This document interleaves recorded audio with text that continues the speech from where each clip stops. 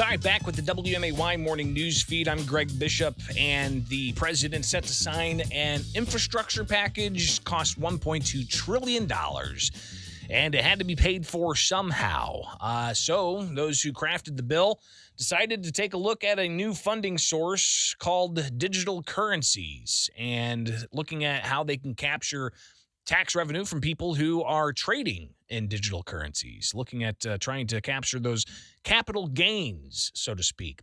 So looking at this, I heard virtually nothing about it while this was being crafted until after it passed both chambers.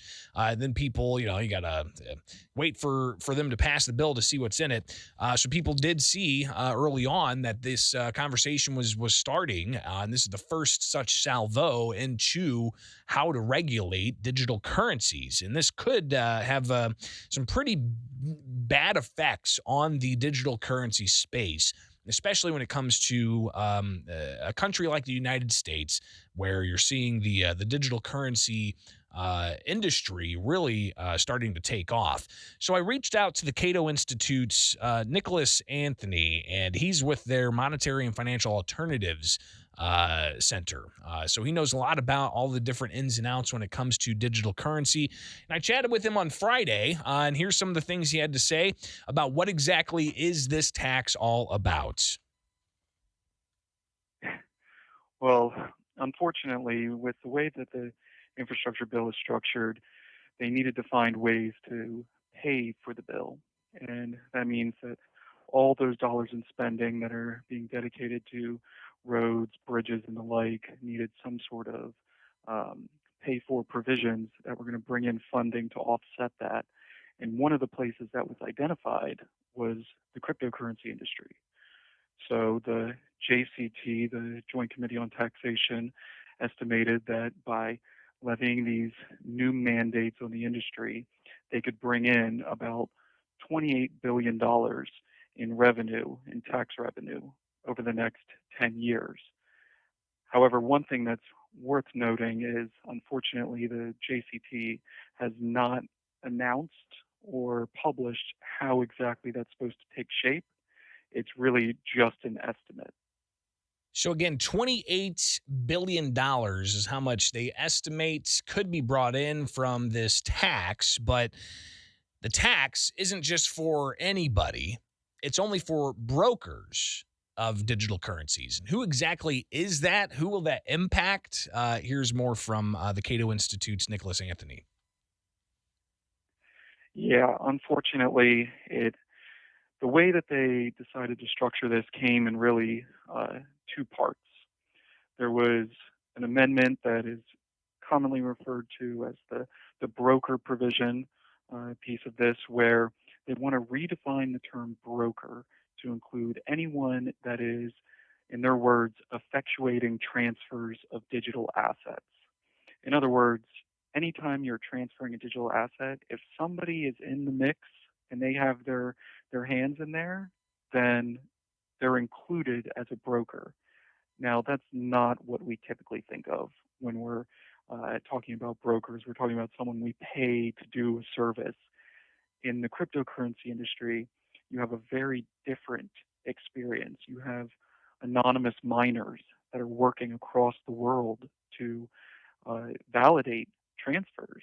And now they've been effectively caught up in this situation.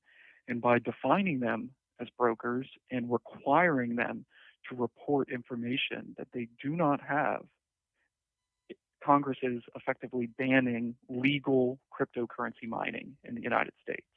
So I'm sharing with you a conversation I had with Nicholas Anthony from the Cato Institute's Center for Monetary and Financial Alternatives about the provision in the infrastructure bill that President Biden set to sign today that would levy a tax on digital currency brokers. And how there's still some unanswered questions as to what exactly constitutes a digital currency broker. Is that going to be all of those miners out there?